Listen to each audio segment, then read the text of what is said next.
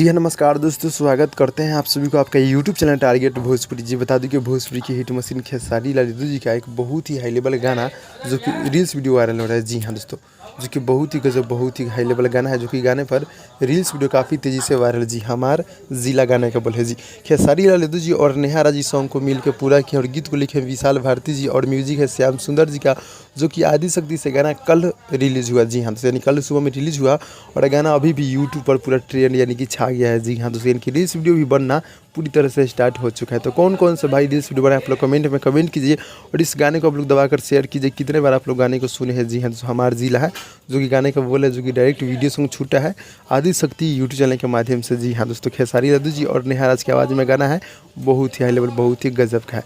और reels video Akhilesh Kashyap ji के खेसारी यादव जी का कैसा लगा आप लोग कमेंट में कमेंट कीजिए, जो कि आप लोग देखे हैं पहले। और रील्स वीडियो देखने में कैसा लगा आप लोग कमेंट में कमेंट कीजिए। तो भाई लोग ये छोटा सा अपडेट था, अच्छा लगा तो लाइक कीजिएगा, चैनल को सब्सक्राइब कीजिए। मिलते हैं अगले वीडियो में, तब तक के लिए धन्यवाद।